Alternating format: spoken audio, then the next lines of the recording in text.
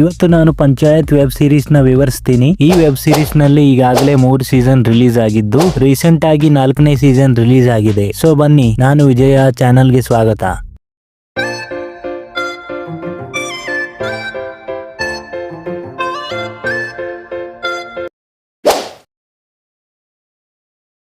Abhishek Tripathi city ಹುಡುಗನಾಗಿದ್ದು ಅವನು ಈಗಲೇ degree ಮುಗಿಸಿ ಅವನ ಕೈಯಲ್ಲಿ ಹಳ್ಳಿ ಸೆಕ್ರೆಟರಿ ಆಗಿ ಗವರ್ಮೆಂಟ್ ಕೆಲಸವಿದೆ. ಸ್ನೇಹಿತನ ಸಲಹೆಯಂತೆ ಸ್ವಲ್ಪ ಸಮಯ ಈ ಜಾಬ್ ಮಾಡಿ ನೋಡ್ತೇನೆ ಅಂತ ಫುಲೇರಾ ಊರಿಗೆ ಬರ್ತಾನೆ. ಇಲ್ಲಿ ವಿಕಾಸ್ ಅವನ ಸಹಾಯಕ ಮತ್ತು ಪ್ರಹ್ಲಾದ್ ಚಾ ಉಪಾಧ್ಯಕ್ಷ ಮತ್ತು ಪ್ರಧಾನ್ಜಿ ಹಳ್ಳಿಯ ಅಧ್ಯಕ್ಷ ಭೇಟಿ ಆಗ್ತಾರೆ. ಆಕ್ಚುಲಿ ಪ್ರಧಾನ್ಜಿ ಅವರ ಹೆಂಡತಿ ಮಂಜು ದೇವಿ ಅಧ್ಯಕ್ಷರಾಗಿರ್ತಾರೆ, ಆದರೆ ಅಲಿಖಿತ ಅಧ್ಯಕ್ಷರಾಗಿ ಪ್ರಧಾನ್ಜಿ ಆಗಿರ್ತಾರೆ. ಅಭಿಷೇಕ್ ಬಂದ ಕೂಡಲೇ ಕಚೇರಿಯ ಚಾವಿ ಕಳೆದೋಗುತ್ತೆ. ಅದನ್ನು ಎಲ್ಲಾ ಹೊಲಗಳಲ್ಲಿ ಮತ್ತು ಎಲ್ಲಾ ಕಡೆ ಹುಡುಕಾಡುತ್ತಾರೆ, ಆದರೂ ಸಿಗುವುದಿಲ್ಲ. ಸರಿ, ಬೀಗ ಒಡೆಯೋಣ ಅಂತಂದ್ರೆ ಆ ಬೀಗ ಪ್ರಧಾನ್ಜಿ ಅವರ ಹೆಂಡತಿಯದ್ದಾಗಿರುತ್ತೆ. ಅದಕ್ಕಾಗಿ ವಿಕಾಸ್ ಬೇರೆ ಊರಿಗೆ ಬೀಗ ರಿಪೇರಿ ಮಾಡೋವನ್ನ ಕರೆಯಲು ಹೋಗ್ತಾನೆ. ಆದರೆ ರಿಪೇರಿಯವನು ಸಿಗದ ಕಾರಣ ವಾಪಸ್ ಬರ್ತಾನೆ. ರಾತ್ರಿ ಆಗುತ್ತೆ. ಪ್ರಧಾನ್ಜಿ ಅಭಿಷೇಕ್ ನನ್ನು ಮನೆಗೆ ಊಟಕ್ಕೆ ಕರೀತಾನೆ. ಇನ್ನೇನು ಬೀಗ ರಿಪೇರಿ ಮಾಡಬೇಕು ಅನ್ನೋಷ್ಟರಲ್ಲಿ ಬಾಗಿಲೇ ಮುರಿದೋಗುತ್ತೆ. ಹಾಗೂ ಈಗ ಒಂದು ದಿನ ಕಳೆಯುತ್ತೆ. ಅಭಿಷೇಕ್ಗೆ ಈ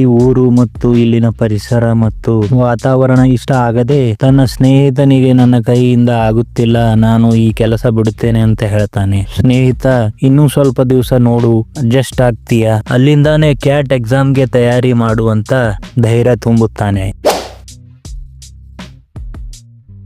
ಹಳ್ಳಿಯಲ್ಲಿ ಪದೇ ಪದೇ ಲೋಡ್ ಶೆಡ್ಡಿಂಗ್ ಆಗಿ ಕರೆಂಟ್ ಹೋಗುತ್ತಿದ್ದು ಅಭಿಷೇಕ್ಗೆ ಓದಲು ತೊಂದರೆಯಾಗುತ್ತಿರುತ್ತೆ. ಇದೇ ವೇಳೆ ಗ್ರಾಮಕ್ಕೆ ಸೋಲಾರ್ ಲೈಟ್ ಕೂಡಿಸಲು ಸರ್ಕಾರದಿಂದ ಆದೇಶ ಬರುತ್ತೆ. ಅದರಂತೆ ಗ್ರಾಮ ಪಂಚಾಯತ್ ಅಧ್ಯಕ್ಷರಲ್ಲಿ ಪ್ರತಿಯೊಬ್ಬರು ತಮ್ಮ ತಮ್ಮ ಮನೆ ಮುಂದೆ ಲೈಟ್ ಗಳನ್ನು ಹಾಕೋತಾರೆ. ಒಂದೇ ಒಂದು ಲೈಟ್ ಉಳಿದಿರುತ್ತೆ. ಅದನ್ನ ಹೇಗಾದ್ರೂ ಮಾಡಿ ಪಂಚಾಯತ್ ಆಫೀಸ್ ಮೇಲೆ ಹಾಕೋಬೇಕಂತ ಅಭಿಷೇಕ್ ಆಸೆಯಾಗಿರುತ್ತೆ. ಆದರೆ ಊರಿನ ಭೂತಿಯಾ ಪೇಡ್ ಎಂಬಲ್ಲಿ ಇನ್ಸ್ಟಾಲ್ ಮಾಡಬೇಕು ಅಂತ ಎಲ್ಲರೂ ತೀರ್ಮಾನಿಸ್ತಾರೆ. ಈ ಭೂತಿಯಾ ಪೇಡ್ ದೆವ್ವದ ಮರ. ಇಲ್ಲಿ ದೆವ್ವಗಳು ಹಿಂದೆ ಓಡಿ ಬಂದು ಹಿಡ್ಕೋತವೆ ಅಂತ ಯಾರೋ ಕತೆ ಹರಡಿಸಿರ್ತಾರೆ. ಅದರಂತೆ ಅಭಿಷೇಕ್ ಇದನ್ನು ಹೇಗಾದ್ರೂ ಮಾಡಿ ಪತ್ತೆ ಹಚ್ಚಬೇಕು ಅಂತ ಊರಿನ ಎಲ್ಲರನ್ನ ಆ ಭೂತಿಯಾ ಪೇಡ್ ಬಗ್ಗೆ ವಿವರಗಳನ್ನು ತಿಳ್ಕೊತಾನೆ.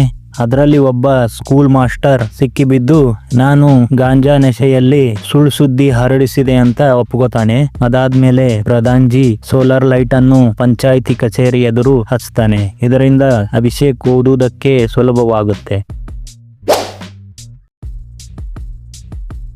ಅಭಿಷೇಕ್ ತನ್ನ ಕಂಫರ್ಟ್ ಗಾಗಿ ಒಂದು ಚಕ್ರದ ಕುರ್ಚಿ ಆಫೀಸ್ಗೆ ತಂದಿರ್ತಾನೆ. ಇದನ್ನು ನೋಡಿದ ಪ್ರಧಾನ್ಜಿ ಮತ್ತು ಹಳ್ಳಿಯವರಿಗೆ ಕಣ್ಣು ಕುಕ್ಕುತ್ತೆ. ಹೀಗೆ ಒಂದು ದಿನ ಪರಮೇಶ್ವರ್ ಪ್ರಧಾನ್ಜಿ ಅವರ ಸ್ನೇಹಿತ ಅವರ ಮಗಳ ಮದುವೆಗಾಗಿ ಪಂಚಾಯತ್ ಆಫೀಸ್ ಗೆಸ್ಟ್ ರೂಮ್ ಆಗಿ ಕೇಳ್ತಾನೆ. ಅಭಿಷೇಕ್ ಒಲ್ಲದ ಮನಸ್ಸಿನಲ್ಲಿ ಒಪ್ಕೋತಾನೆ. ಪರಮೇಶ್ವರ್ ಅವರು ಮದುವೆಯ ಸಣ್ಣ ಸಣ್ಣ ಕೆಲಸಗಳನ್ನು ಅಭಿಷೇಕ್ಗೆ ಹೇಳುತ್ತಿರುವುದು ಅಭಿಷೇಕ್ಗೆ ಒಂಚೂರು ಇಷ್ಟವಾಗುತ್ತಿರಲಿಲ್ಲ. ಅದಕ್ಕೆ ಅವನು ನೆಪಗಳನ್ನು ಮಾಡಿಕೊಂಡು ಕಚೇರಿಯಿಂದ ಆಚೆಗೆ ಹೋಗುತ್ತಿರುತ್ತಾನೆ. ಆದರೂ ಪರಮೇಶ್ವರ್ ಅವನನ್ನು ಕೆಲಸಗಳನ್ನು ಹೇಳುತ್ತಿರ್ತಾನೆ. ಮದುವೆ ರಾತ್ರಿ ಮದುವೆ ಗಂಡು ನಾನು ಮತ್ತು ನನ್ನ ಫ್ರೆಂಡ್ಸ್ ಎಲ್ಲರೂ ಸಪರೇಟ್ ರೂಮ್ ನಲ್ಲಿ ಇರ್ತೇವೆ ಅಂತ ಕಚೇರಿಯಲ್ಲಿ ಜಾಂಡ ಊರ್ತಾರೆ. ಅಲ್ಲಿ ಅಭಿಷೇಕ್ ಅವರ ಆತಿಥ್ಯ ಸತ್ಕಾರ ಮಾಡುತ್ತಿರ್ತಾರೆ. ಮದುವೆ ಹುಡುಗನಿಗೆ ಚಕ್ರದ ಕುರ್ಚಿ ಬೇಕಾಗಿರುತ್ತೆ. ಅಭಿಷೇಕ್ ಅದನ್ನು ಕೂಡ ಕೊಡ್ತಾನೆ. ಆದರೆ ಮದುವೆ ಹುಡುಗ ಅದರ ಪ್ಲಾಸ್ಟಿಕ್ ತೆಗೆಯುತ್ತಿದ್ದನ್ನು ನೋಡಿ ಅಭಿಷೇಕ್ ಅವನನ್ನು ಬೈತಾನೆ. ಇದರಿಂದ ಮದುವೆ ಹುಡುಗನವರು ಸಿಟ್ಟಾಗಿ ಪರಮೇಶ್ವರ್ ಅವರ ಜೊತೆ ಜಗಳ ಮಾಡಲು ಪ್ರಾರಂಭಿಸ್ತಾರೆ. ಕೊನೆಗೆ ಹಾಗೋ ಹೀಗೋ ಮಾಡಿ ಹುಡುಗ ಆ ಚಕ್ರವಿರುವ ಕುರ್ಚಿ ಕೊಟ್ಟರೆ ಮಾತ್ರ ಮದುವೆ ಮಾಡ್ಕೋತೀನಿ ಅಂತ ಷರತ್ತು ಇಡ್ತಾನೆ. ಪ್ರಧಾನ್ಜಿಗೂ ಅದೇ ಬೇಕಾಗಿರುತ್ತೆ. ಸರಿ ಅಂತ ಅಭಿಷೇಕ್ ನಿಂದ ಒಪ್ಪಿಸಿ ಆ ಚಕ್ರವಿರುವ ಕುರ್ಚಿ ಅವನಿಗೆ ಕೊಡ್ತಾರೆ. ಹೀಗೆ ಪ್ರಧಾನ್ಜಿ ತನ್ನ ಗರ್ವದಲ್ಲಿ ಗೆಲ್ಲುತ್ತಾನೆ. ಹೀಗೆ ಒಂದು ದಿನ ಸರ್ಕಾರದಿಂದ ಒಂದು ಸೂಚನೆ ಎಲ್ಲ ಗೋಡೆಗಳ ಮೇಲೆ ಹಾಕಬೇಕು ಅಂತ ಆದೇಶ ಬರುತ್ತೆ. ಅದರಂತೆ 2 ಮಕ್ಕಳಿದ್ದರೆ ಮಾತ್ರ ಉತ್ತಮ, ಇಲ್ಲದಿದ್ದರೆ ಫೈಲ್ಸ್ ಎಂಬ ಘೋಷಣೆಯೊಂದಿಗೆ ಎಲ್ಲ ಕಡೆ ಅಭಿಷೇಕ್ ಬರೆಸ್ತಿರ್ತಾನೆ. ಇದನ್ನು ಭೂಷಣ್ ವಿರೋಧಿಸಿ ಇದನ್ನು ಬರೆಸಿದರೆ ಮುಂದಿನ ಚುನಾವಣೆಯಲ್ಲಿ ನಾವು ವೋಟ್ ಹಾಕೋದಿಲ್ಲ ಅಂತ ಪ್ರಧಾನ್ಜಿಗೆ ಬೆದರಿಸ್ತಾನೆ. ಹಾಗೂ ಈಗ ಊರಿನವರು ಎಲ್ಲರೂ ಸೇರಿ ಆ ಸ್ಲೋಗನ್ ಅನ್ನು ಹಾಗೆ ಇರಲು ಬಿಡ್ತಾರೆ.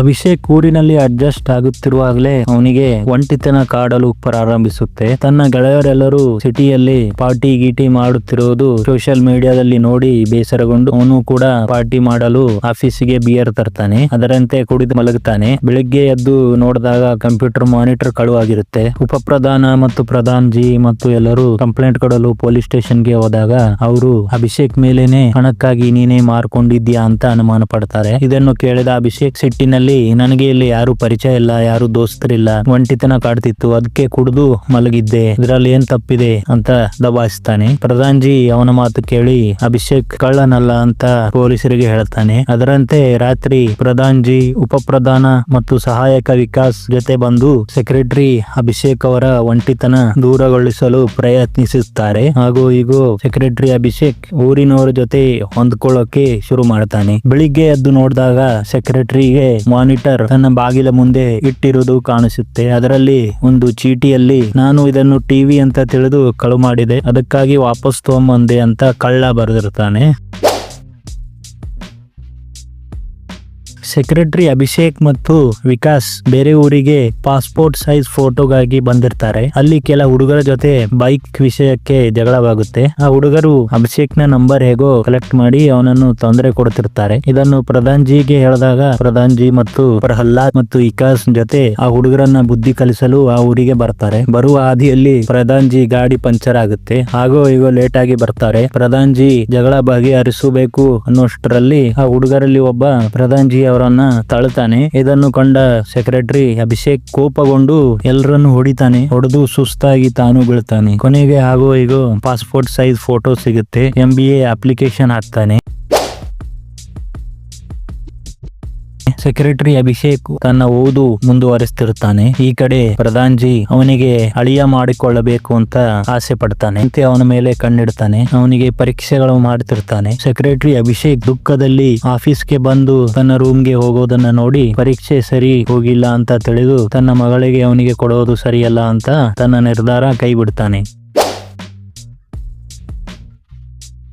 ಸೆಕ್ರೆಟರಿ ಅಭಿಷೇಕ್ ಕೆಟ್ಟದಾಗಿ ಹೋಗಿರುವ ತನ್ನ ಪರೀಕ್ಷೆ ಬಗ್ಗೆ ಚಿಂತಿಸುತ್ತಿರ್ತಾನೆ. ಇದೇ ವೇಳೆ 15 ಆಗಸ್ಟ್ ಬರುತ್ತೆ. ಪ್ರತಿ ವರ್ಷ ತನ್ನ ಗಂಡ ಧ್ವಜಾರೋಹಣ ಮಾಡ್ತಿರ್ತಾನೆ. ಈ ಸಲ ನಾನು ಮಾಡ್ತೀನಿ ಅಂತ ಮಂಜು ದೇವಿ ಹಠಕ್ಕೆ ಬೀಳ್ತಾಳೆ. ಅದರಂತೆ ಸೆಕ್ರೆಟರಿ ಮಂಜು ದೇವಿಗೆ ರಾಷ್ಟ್ರಗೀತೆ ಹೇಳ್ಕೊಡ್ತಾನೆ. ಇದೇ ವೇಳೆ DM ಮೇಡಮ್ ಗ್ರಾಮಕ್ಕೆ ಬಂದು ಗ್ರಾಮದ ಅಧ್ಯಕ್ಷೆಯಾಗಿ ನಿನ್ನ ಹೆಂಡತಿ ಇದ್ದರೆ ನೀನು ಯಾಕೆ ಧ್ವಜಾರೋಹಣ ಮಾಡ್ತೀಯ ಅಂತ ತರಾಟೆಗೆ ತೆಗೆದುಕೊಳ್ಳುತ್ತಾಳೆ. ಅಲ್ಲಿಗೆ ಮಂಜು ದೇವಿ ಬಂದು ಎಲ್ಲರೆದುರು ರಾಷ್ಟ್ರಗೀತೆ ಹಾಡಿ DM ಮೇಡಮ್ ಮತ್ತು ಎಲ್ಲರ ಬಾಯಿ ಮುಚ್ಚಿಸುತ್ತಾಳೆ. ಸೆಕ್ರೆಟರಿಗೂ ಆ ಗ್ರಾಮದ ವಾತಾವರಣ ಇಷ್ಟವಾಗುತ್ತೆ. ಹೀಗೆ ಒಂದು ದಿನ ಟಂಕಿ ಮೇಲೆ ಹೋದಾಗ ಅಲ್ಲಿ ಪ್ರಧಾನ್ ಜಿ ಅವರ ಮಗಳು ರಿಂಕಿ ಸಿಗುತ್ತಾಳೆ. ಇಲ್ಲಿಗೆ ನಮ್ಮ ಸೀಸನ್ 1 ಮುಕ್ತಾಯವಾಗುತ್ತೆ. ಈ ವಿಡಿಯೋ ನಿಮಗೆ ಇಷ್ಟವಾದಲ್ಲಿ ಸಬ್ಸ್ಕ್ರೈಬ್ ಮಾಡಿ ಮತ್ತು ಲೈಕ್ ಮಾಡಿ.